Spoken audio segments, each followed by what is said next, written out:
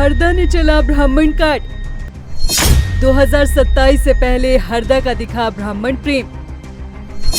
ब्राह्मण वोटर्स को वापस लाने की कोशिश में हरदा। क्या उत्तराखंड में बदलेंगे समीकरण? उत्तराखंड की सत्ता में फिर से वापसी के लिए पूर्व मुख्यमंत्री हरीश रावत ने ब्राह्मण काट चल दिया है। हरीश रावत ने चिंता जताई है कि जो ब्राह्मण वोटर्स पहले कांग्रेस के साथ हुआ करते थे वो छिटक कर बीजेपी के पास चले गए हैं, जिसका नुकसान पार्टी को हुआ है। लेकिन अब ब्राह्मण वोटर्स को फिर से कांग्रेस की तरफ लाना होगा। हरीश रावत ने कहा है कि कांग्रेस और ब्राह्मण का स्वभाव एक जैसा रहा है। कांग्रेस और ब्राह्मणों का स्वभाव एक, और यही कारण है कि कांग्रेस भी कमजोर हुई जब तो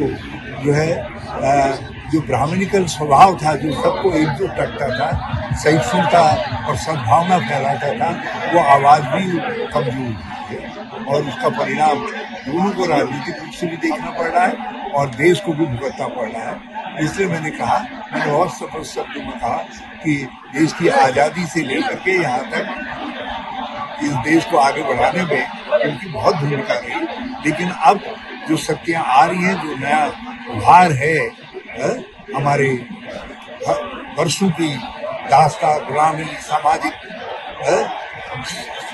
असहिष्णुता आदि के जो लोग शिकार हुए हैं, उन वर्गों को भी आगे लेकर समेटना है। उत्तराखंड में 2017 और 2022 में कांग्रेस को मिली बड़ी हार और बीजेपी को मिली प्रचंड जीत के केंद्र में हरदा की चिंता का मुख्य कारक यही ब्राह्मण फैक्टर माना जा रहा है। दो मैदानी जिले हरिद्वार और उधम सिंह नगर को छोड़कर बाकी पर्वतीय 9 जिलों में 70 में से 50 विधानसभा सीट हैं। हरिद्वार जिले में 11 विधानसभा सीट हैं। उधम सिंह नगर में 9 विधानसभा सीट हैं। इन दोनों जिलों की कुल 20 विधानसभा सीट में से 11 सीट कांग्रेस के पास है। 9 जिलों की सीटों पर चुनाव के गणित को ठाकुर और ब्राह्मण मतदाता सीधे प्रभावित करते हैं। इन दोनों समुदाय की पूरे प्रदेश में कुल औसतन भागीदारी 60% है। 9 जिलों में ये बढ़कर 65 से 70% हो जाती है। बीजेपी के 47 और कांग्रेस के 20 विधायक हैं। बसपा का 1 और 2 विधायक निर्दलीय हैं। हरदा का ब्राह्मण प्रेम देखकर बीजेपी ने निशाना साधा है। बीजेपी विधायक विनोद चमोली का कहना है कि जब उत्तराखंड को भी जातियों में बांट रहे हैं तो फिर अलग प्रदेश बनाने का क्या औचित्य रहा।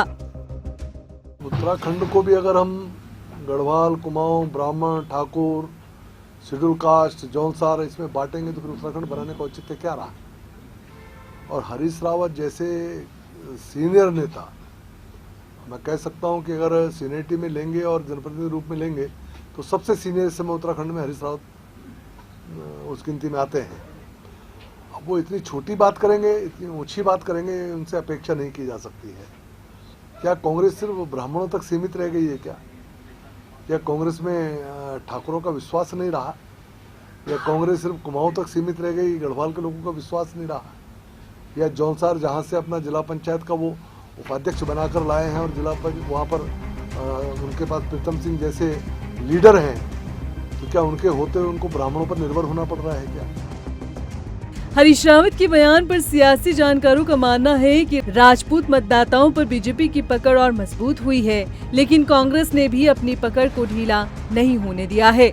वहीं ब्राह्मण मतदाता बीजेपी की तरफ शिफ्ट हुआ, जिसका फायदा बीजेपी को होता आया है। अब यही गणित हरीश रावत भी बैठा रहे हैं। तभी कांग्रेस से छिटककर बीजेपी की तरफ शिफ्ट हुए ब्राह्मण वोटर्स को फिर से कांग्रेस की तरफ लाने की बात हरदा कर रहे हैं। लेकिन देखना होगा कि क्या इसमें पार्टी सफल हो पाएगी। क्या उत्तराखंड में ब्राह्मण वोटर्स करेंगे कांग्रेस को सपोर्ट? राहुल जहां ओबीसी और अनुसूचित जाति को साथ लेकर नई मोर्चाबंदी के आगे कुछ सुनने को तैयार नहीं है, वहीं हरदा की कोशिश है कि प्रदेश में ब्राह्मणों के समर्थन को वापस पाया जाए ताकि सत्ता में वापसी की सूरत बन सके।